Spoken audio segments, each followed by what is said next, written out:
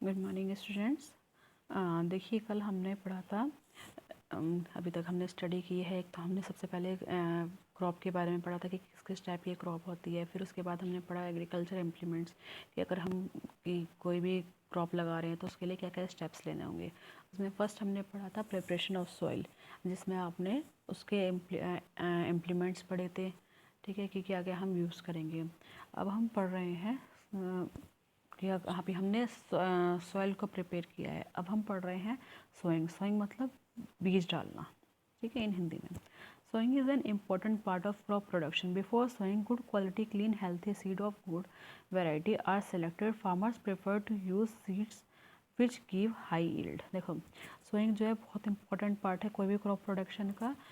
Before sowing, बीज डालने से पहले हमें जो बीज लेने हैं, सीड्स लेना है, और कैसी क्वालिटी होनी चाहिए, गुड क्वालिटी के, क्लीन होनी चाहिए, हेल्थी होनी चाहिए। अगर हम बेकार लेंगे तो हमारी क्रॉप भी अच्छी नहीं होगी। ठीक है, तो इसलिए ऐसे सीड्स का यूज़ करना चाहिए जिससे ग्रोथ प्लांट्स की बहुत अच्छी हो। इसे बोलते हैं हम selection of seed. One day I saw my mother put some gram seeds in vessel and pour some water on them. After a few minutes, some seeds started to float on top. I wondered why some seeds float on water. देखो, आप इसका example एक करके भी देख सकते हैं ये एक्टिविटी। ठीक है, बल्कि आप कर ही लेना ये एक्टिविटी। ये वाली एक्टिविटी करने के बाद जब आपका रिजल्ट आएगा, ठीक है, उसकी आप फोटो क्लिक करके साइंस के पीरियड में ही नेक्स्ट डे भेजेंगे। आप क्या करना है, एक ग्लास लेना है, एक आप कांच का गिलास ले लें। ठीक है, कांच को कोई बर्तन ले लें। उसमें क्या करेंगे, या फिर प्लास्टिक की बोतल ले लें।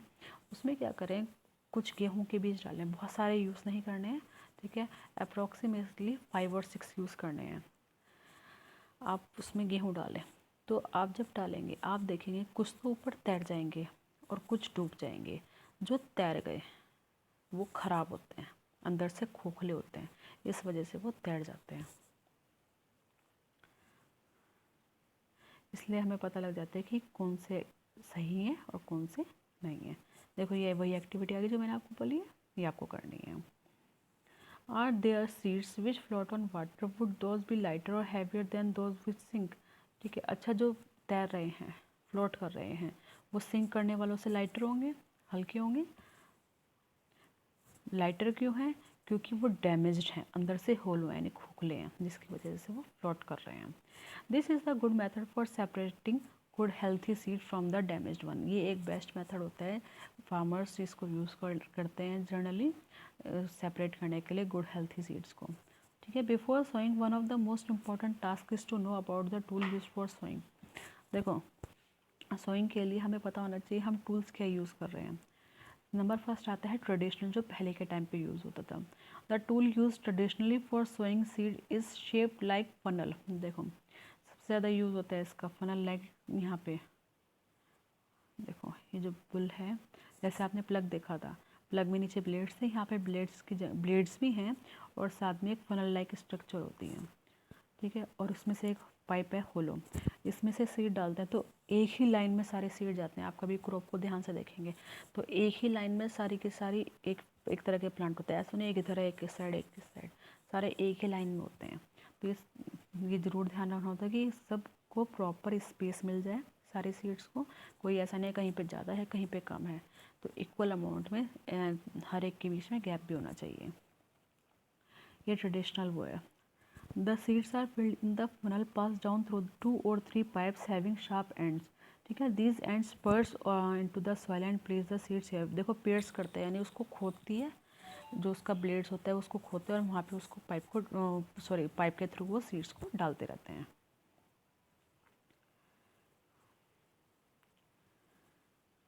इसके अलावा ये भी है एक पिक्चर। देखो, ये जो ऊपर वाली आप देख रहे हैं ये एक पाइप है, इसके ऊपर सीड्स भरते रहते हैं। इसमें फनल टाइप का ही होता है ये, इसमें भी सीड डालते रहते हैं और ये इधर से खोदेगा और जैसे 1 2 3 4 5 सेक्शन है तो एक बार में 5 लाइन में सीड डालेंगे। ठीक है, तो इक्वल गैप आ जाता है, कोई इधर लाइन इधर की उधर नहीं जाती। इसे बोलते हैं हम seed drill. Nowadays the seed drill is use for sowing with the help of tractor. This sow the seeds uniformly at equal distance and depth. ये हर एक इक्वल डिस्टेंस होनी चाहिए, ऐसा नहीं कि कोई एक कहीं पे ज़्यादा है, कहीं पे क्लोज है और कहीं पे बहुत दूर है और डेप्थ में, ठीक है। It ensure that seed get covered by the soil after sowing, this protect seeds from being eaten by birds. ऐसा तो नहीं है कि सीड डाला और खुला छोड़ दिया, तो उसको सीड डालने के बाद हैंड टू हैंड उसको सॉइल से कवर करते रहते हैं, वरना तो बर्ड्स आगे खा जाएंगे। Sowing by using seed drill saves time and labour. इसकी जो हमने सीड ड्रिल अभी देखी है जो ट्रैक्टर के पीछे लगती है, इसकी वजह से एक तो बहुत जल्दी सीड्स डलते हैं, ठीक है, और टाइम की बचत होती है, टाइम की और लेबर की। There is a nursery near my school. I found that a little plants were kept in a small bag. Why they are kept like this? ठीक है, आपने कभी देखा होगा जो नर्सरी होती है, नर्सरी का दैट मीन्स कि जो जहाँ पे छोटे छोटे प्लांट्स की जो सेलिंग होती है, जो बिकते हैं प्लांट्स, ठीक है, वहाँ पे क्या होता है कि वहाँ पे जो छोटे छोटे प्लांट्स होते हैं उनको एक बैग में रखा जाता है, जिससे पता है क्या करते हैं, बैग में उसको क्यों रखते हैं वहाँ पे, बैग में फिर उसके अंदर मिट्टी होगी, कभी आप स्कूल में भी लेके आते हो तो आप इसी फॉर्म में लेके आते हैं, ठीक है, एक पन्नी में मिट्टी होगी, उसके ऊपर एक प्लांट होगा। इसकी वजह से क्या होगा कि आप कहीं पे भी लगाएंगे तो उस पूरी मिट्टी के साथ आप उसको अंदर डाल देंगे, वरना उसकी रूट्स ख़राब हो जाएंगी। देखो, seed of a few plants such as paddy are first grown in a nursery, ठीक है, when they grow into seedling they are transplanted to the field manually, ठीक है। Some forest plant and flowering plants are also grown in the nursery.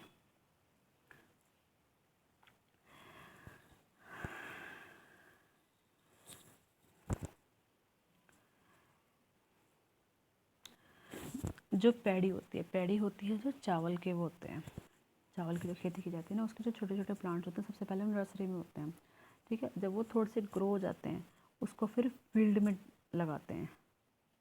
आई बात समझ में? Appropriate distance between seed is necessary to avoid overcrowding of plants. देखो, हर एक के बीच में अप्रोप्रिएट डिस्टेंस होना चाहिए। अगर कोई बहुत इकट्ठे हो गए, काफ़ी सारे सीड एक साथ हो गए, तो वो ओवर क्राउडिंग हो जाएगी, भीड़ हो जाएगी वहाँ पे एक तरह से प्लांट्स की, और किसी प्लांट्स को वहाँ पे ना तो प्रॉपर सनलाइट मिलेगी, ना वाटर मिलेगा, ना कुछ मिलेगा, ठीक है, ना तो उन्हें सफिशिएंट सनलाइट मिलेगी, ना न्यूट्रिएंट मिलेंगे, ना वाटर मिलेगा। उसमें से कुछ at that time a few plants में have to be remove to prevent overcrowding. अगर कहीं पे ऐसा हो रहा है तो उसमें से कुछ प्लांट्स को हटा देना चाहिए। नेक्स्ट आता है adding manure and fertiliser. Manure और फर्टिलाइज़र को हम खाद बोलते हैं, ठीक है ना, जो वैसे बनती है नेचुरल होती है उसे मैन्योर बोलेंगे, और जो बाज़ार से आती है फर्टिलाइज़र होती है, इनके बीच में भी डिफरेंस भी आएगा। देखो, the substance which are added to soil in the form of nutrient for healthy growth of plants are called manure and fertilisers, ठीक है। I saw a healthy crop growing in a farm in the neighboring farm. The plants were weak. Why do some plants grow better than others?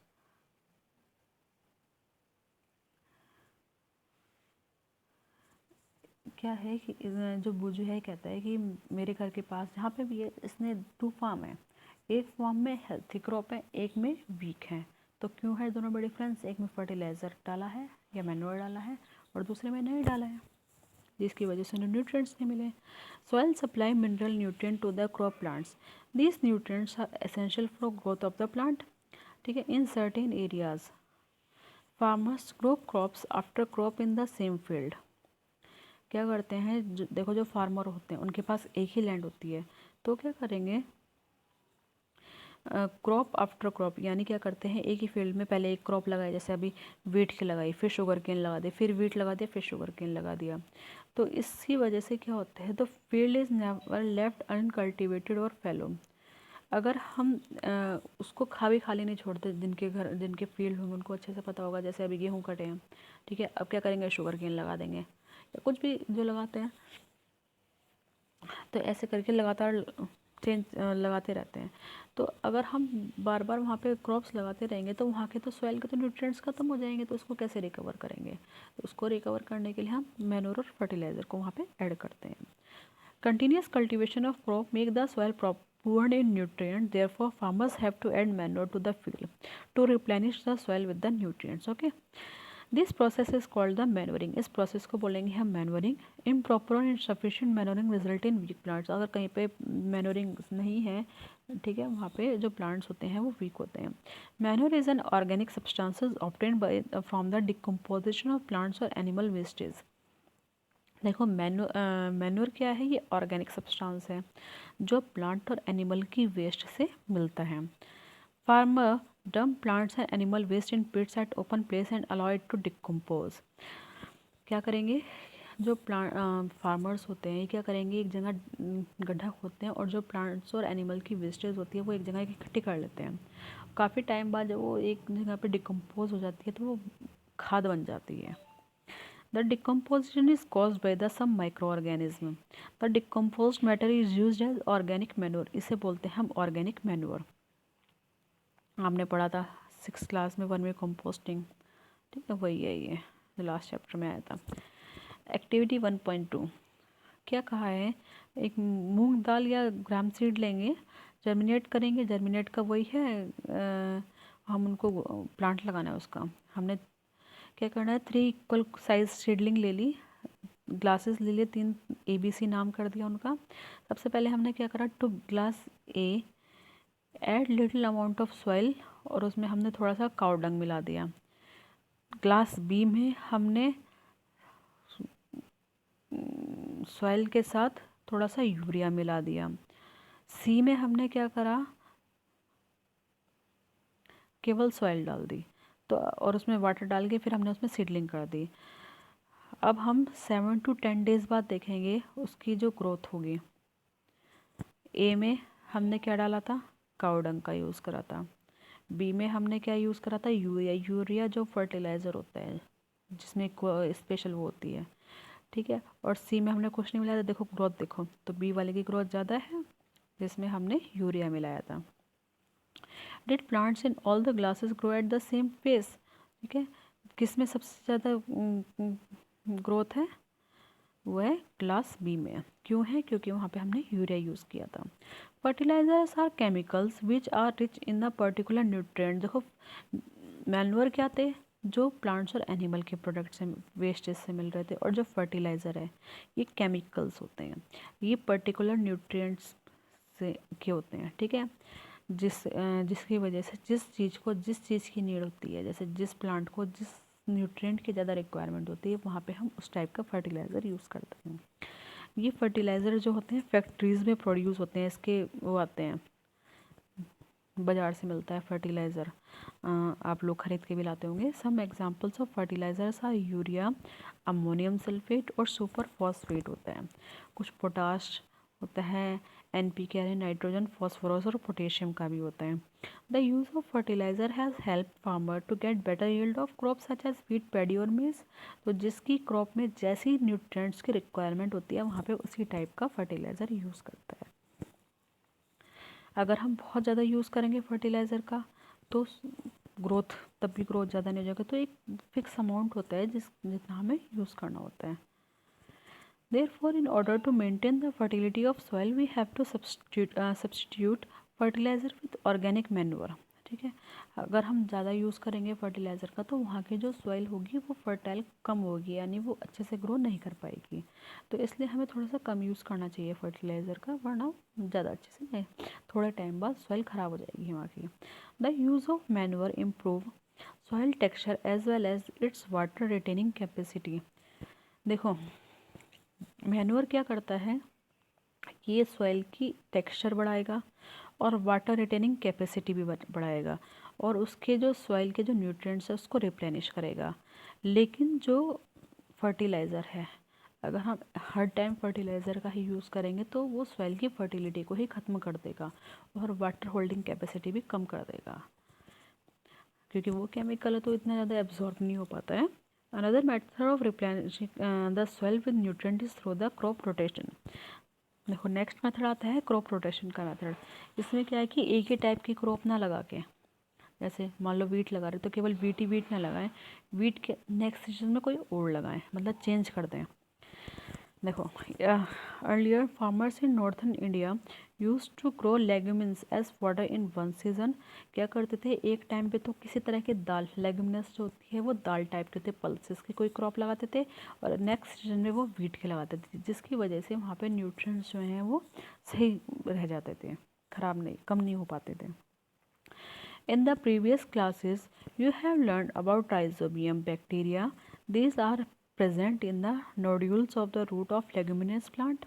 ठीक है, तो ये क्या करते थे, आपने राइजोबियम पढ़ा था कि ये क्या था, कि रूट नोड्यूल्स में होता था। ये क्या करता था, एटमॉस्फेयर की नाइट्रोजन को कन्वर्ट करेगा सॉल्युबल फॉर्म में और फिर न्यूट्रिएंट्स प्रोवाइड कर देगा प्लांट्स को। ठीक है, तो ये भी हेल्प करता है एक तरह से। नेक्स्ट आता है, देखो, different of fertilizer and manure. देखिए, fertilizer is man made, factories में बन रहा था, ये नेचुरल है। ये किससे बन रहा था, कैटल डंग या प्लांट के रेसिड्यूज से। फर्टिलाइज़र फैक्ट्री में प्रिपेयर हो रहा था, फील्ड में अपने आप प्रिपेयर हो जाता था। Fertiliser doesn't provide any humus to soil, ये मैन्योर प्रोवाइड करता था। ठीक है, इसमें प्लांट न्यूट्रिएंट बहुत ज़्यादा अमाउंट में होते थे, ये इसमें कम होते थे। ठीक है, there is advantage of manure. देखो, जो नेचुरल चीज़ है वो तो अच्छी होगी ऑब्वियस है। It enhance the water holding capacity of soil, it make the soil the porous due to which exchange of gases become easy. ठीक है, ये ख़राब नहीं करती सॉइल को, फ्रेंडली माइक्रोब्स को इंक्रीज़ करती है, सॉइल का टेक्सचर इंक्रीज़ करती है ये। ठीक है,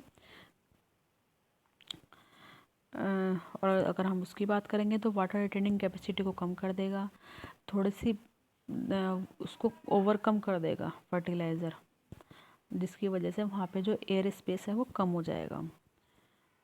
ठीक है, और माइक्रोब्स जो होते हैं उनको ख़राब कर देता है, मार देता है। ठीक, तो ये इन दोनों के बीच में डिफरेंस है, ये आपको अच्छे से स्टडी करना है। और जो भी आपको मतलब एक बार ये सारा का सारा अच्छे से स्टडी कर लेना, जो भी आपको कोई डाउट है या प्रॉब्लम है वो आप मुझसे पूछ सकते हैं।